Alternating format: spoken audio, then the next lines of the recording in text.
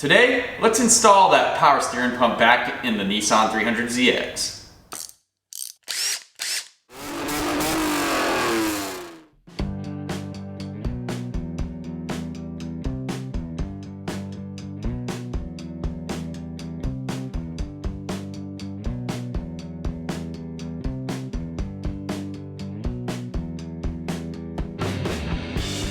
Welcome back to the Auto Obsessive Garage. Chadwick with you again for another episode of Turbo Z32. That is indeed our 1990 Nissan 300ZX Twin Turbo.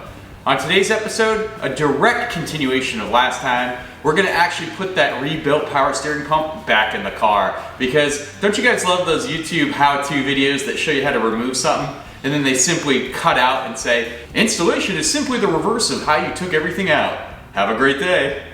Don't you love that? Just leave you hanging. So it's a little tricky putting everything back together, so I'm going to walk you guys through that step by step, show you how I did it and how I stumbled along through it too. So we'll suffer together. But anyway, let's get back in the garage and get a little dirty. When I removed the power steering pump, all the hoses for the power steering fluid looked pretty good, except for this guy here. This is the one that goes from the power steering reservoir down. As you can see, check out the ends. Well, that one kind of ripped off when I was removing it. Big indicator there. Hose is a lot harder than it should be, but check this out. I mean, that's just, if you put that back on, you're a madman.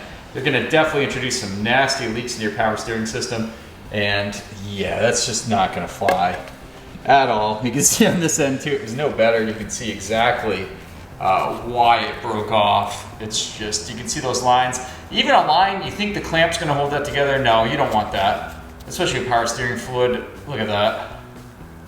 Beyond perished. So you ever see hoses like that, go ahead and get them out of there. You don't want to mess yourself up in the future for sure. So new power steering hose coming in. And here's our replacement for that nasty power steering hose.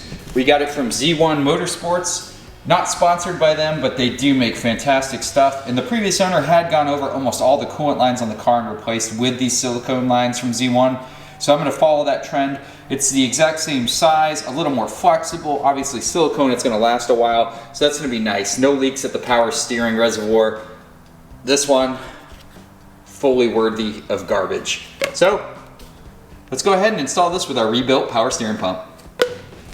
I've got the power steering pump in the majority of lines are all tightened down, and I want to show you kind of the best way to do this. You can see the front of the power steering pump right there without its pulley. How I went about doing this is fitting it in. The first thing you want to do is connect those really hard to reach lines. There's one line that you really can't do anything to. That's a really hard one. I'd go ahead and recommend tightening that to the power steering pump before you install the power steering pump, because you can't really get a good angle on that. That being said, the next thing you're going to want to do is go ahead and run that rubber hose where we replaced this one with a silicone hose coming from the reservoir. You want to do that too because it's really hard to get an angle back there. Anything you can put on before you install the unit makes it that much easier. The next hurdle to overcome is this bolt, and this is kind of the pivot bolt that allows you to make adjustments on the power steering pump to loosen or tighten the belt.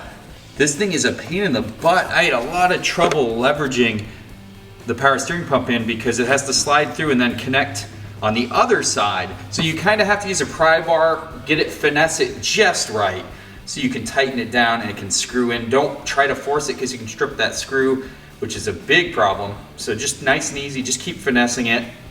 But here's where we are now with all our lines tightened. It's time to go ahead and install the rest of the adjustment, the belt tension equipment. That kind of goes on the front of the unit, this piece right here. As well as this bracket that definitely doesn't look like the old dick and balls. But we gotta go ahead and install that too. And then the last thing we're gonna do is get the pulley on and go ahead and apply that belt with the right amount of tension. So we're getting there, guys, nice and slow and steady. If you get ahead of yourself and miss a critical step and have to go back, it's a pain in the butt. So just nice and easy. We have the pump with all its brackets and the belt slid back on. To get that belt on, you really have to loosen up the slack in the tensioner right there. As you can see, now to get that fitment nice and tight, you're going to adjust the screw. It's a 12 millimeter, which is on the far end. Easier to access under the vehicle in this case. Go ahead and start tightening down that screw. In this whole assembly, you can see the screw, this nut sticking out here, will start to slide that way to the left.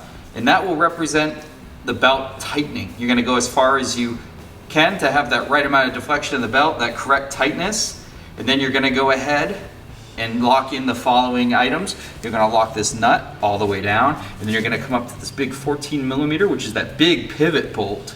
And you have to obviously line up the pulley hole as so, and tighten that all the way in as well. At that point, your belt will be properly tensioned. So let's go ahead and do that. Here's a much better view of that 12 millimeter bolt. You're gonna be tightening this guy right here, and you're gonna tighten that down to your belt has the right amount of deflection. And we are there now. So we're gonna go ahead and tighten up that nut in the front, which you can barely see up here. And that big 14 millimeter one behind the pulley. Once we tighten those down, we'll be good to go. Well, there we go. Everything's tightened, belt's tensioned properly. You can see everything's looking good. Now this is a very important step. You don't want to skip this. Make sure you go over every bolt that you loosened. Make sure it's tightened to spec. You're making sure you tighten that down. You don't want to find out you left something loose after you get this all put back together. Now we're done with the power steering pump itself and all its connecting lines and the belt. But friends, we still have all the intercooler and intake piping over here that we have to put back, plus everything else we loosened and tucked out of the way, as you can see. So we have a lot of work to do still, but at least we got the power steering pump back in the car. And the fun continues. Time to put all these hoses and pipes back in. We're gonna start off with the accordion style one here. That one goes on the bottom.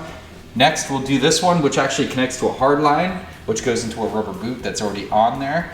And then the top one is the throttle body one, and that's gonna be the last to put in. But let's go ahead and install these on the vehicle at this time. Some of this corrugated tubing is a little less than desirable in condition. Let's go ahead and slap a new one on there just to keep it up with that OEM look and to provide that protection that loom was actually providing in the first place.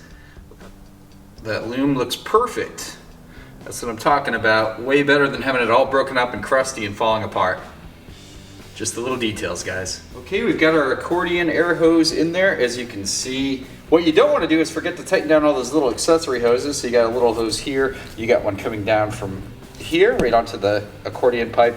You don't want to miss any of those. You also want to make sure your clamps are completely tightened down. Failure to tighten down any of those clamps could result in a very bad situation where you have to undo everything to access it again. So double check your work, guys. And now let's go ahead and do the second pipe that runs back to the turbo area.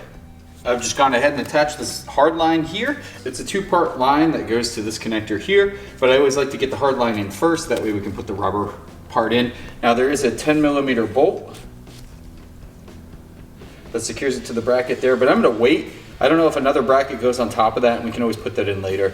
And we'll have more wiggle room when we try to squeeze the rubber hose in. So let's go do the rubber hose at this time. And there we have that soft line attached to our hard line we just installed. So that's looking real good there. Make sure your clamps are tightened all the way down. Time to do this last one that goes to the throttle body to this hard pipe. And that throttle body hose is the last of the hoses we have to reattach. We're not done yet. We still have to connect this whole wiring mess back on to where it mounts here. Clean all that up again, tighten down our power steering reservoir again that we removed, and that bracket back here, just to put them back in their place. Also, probably gonna put the fan shroud and radiator back in it.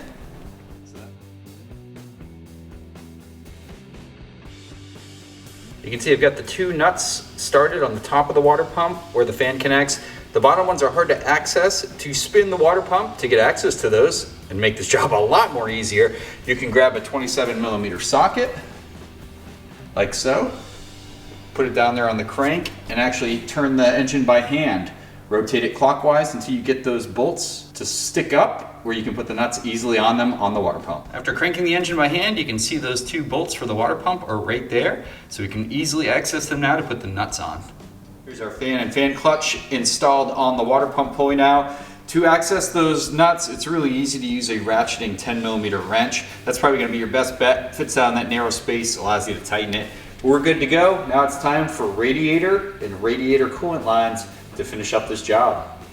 In retrospect, it does appear you can get the power steering pump out without having to remove the fan, but it does, the fan blades kind of kick out to that area, and for me, just having that extra space is so worth undoing 4 10 millimeter bolts and pulling the fan off.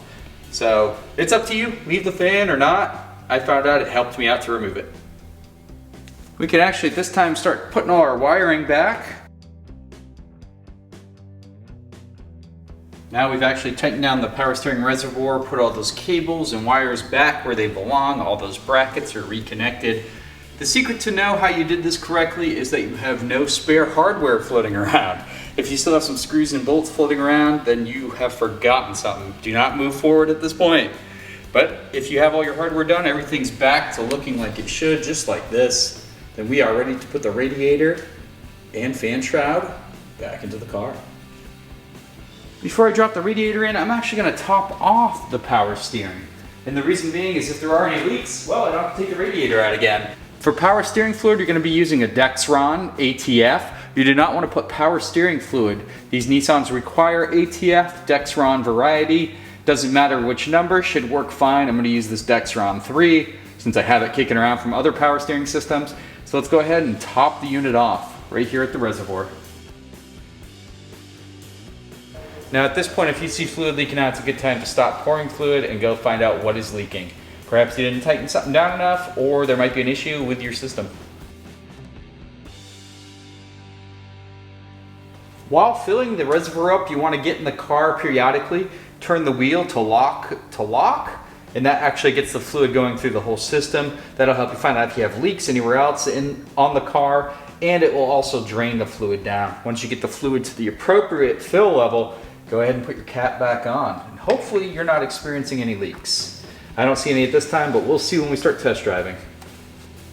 Now we're going to drop the radiator and shroud in. I've removed the bottom part of that shroud, so we should be able to go right over the fan. Let's see how it goes.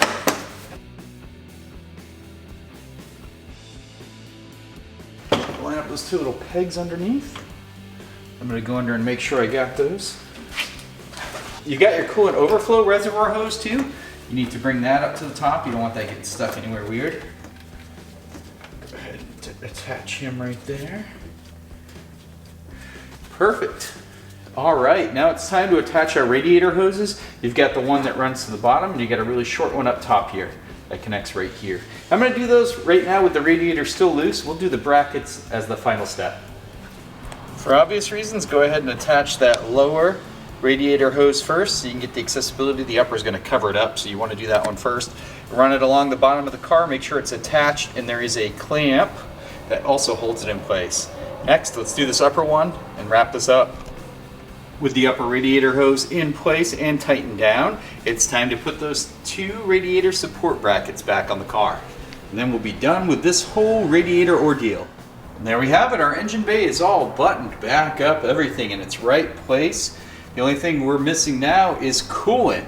So at this time, and to finish this job, go ahead and add the amount of coolant you need to your system. It's usually a little over 2 gallons or so. Go ahead and run your car through at least a few heat cycles, burp the cooling system, similar to what we were doing when we were flushing the system. You want to get all the bubbles out, get everything out, and then obviously top off as you go, and that's it. You're going to be done with the cooling system being filled and the power steering pump. The next thing we'll do is turn the car on when it's full of coolant and find out if that power steering pump is going to make a horrible noise like the old one did. Hopefully not. Alright, let's do that. No more power steering pump noise. You can hear it, it's nice and quiet now. That's awesome. So I'm going to let the car go through a couple heat cycles like I said, burp the cooling system, and then we're done, guys. That's it. Power steering pump replaced.